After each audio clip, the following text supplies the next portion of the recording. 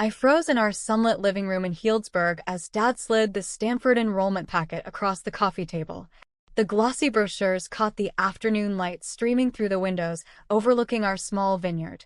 "No daughter of mine walks away from Stanford for some app hobby," he said, voice firm but heavy with the same worry that made him a respected business professor at Sonoma State.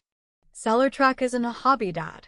It's inventory software for family wineries like ours, tracking barrels, compliance, and sales without the big corporate price tag. 3 local operations are already testing it." He rubbed his temples. "A degree opens real doors. At 19 you're legally an adult, so if this is your choice, you're on your own." Mom's quiet pleas and my sister Madison's worried glance from the doorway couldn't change his mind. That night I loaded my 10-year-old Honda and drove 30 miles to a tiny studio in Santa Rosa with $1,400 in my laptop. Legally on my own, my parents dropped me from their health plan, standard for adult children, though the ACA let me buy marketplace coverage. Rejections hit hard. No degree, no experience. A rear-end accident wiped my meager savings for repairs. Rent loomed. Groceries became oats and lentils. I worked on code until my eyes burned, applying to jobs that vanished into the void. But Sonoma's community lifted me. My high school coding teacher connected me to the free Small Business Development Center.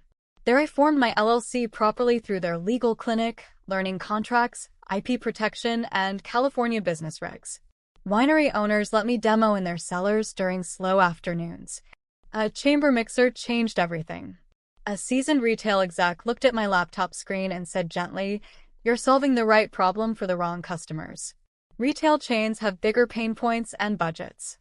I pivoted to Seller Sync, real-time inventory, vintage tracking, and compliance tools built for mid-size wine retailers. 2 months of all-nighters later, I landed a $425,000 master service agreement with Pacific Vintners after presenting clean ROI projections and airtight implementation timelines. References from my beta wineries sealed it. 3 years on, SellerSync manages inventory for 42 West Coast retailers. I have a small team, health benefits, and an actual savings account. Then the Thanksgiving text came from Madison. "Mom and Dad want to see you." No pressure. We met at a quiet cafe overlooking the vineyards. Dad looked smaller, silver hair neatly combed. "We saw the article in Wine Business Monthly," he said quietly. "We were scared you'd struggle like I did growing up without options. We pushed too hard." Tears stung my eyes, but I kept my voice steady. It hurt feeling like my dreams didn't count. But I understand the fear now. I didn't write blank checks. Instead, my company's new foundation covered part of Mom's medical bills through proper, tax-compliant grants. Madison and I started weekly calls. She even helped brainstorm a team wellness feature.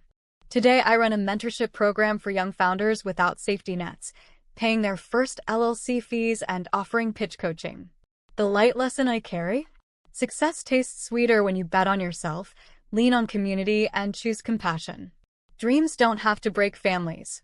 With time, honesty, and clear boundaries, they can help mend them. Looking out my office window at the same golden hills where I once loaded that Honda, I know the vines taught me best. Growth needs roots, sunlight, and room to reach higher.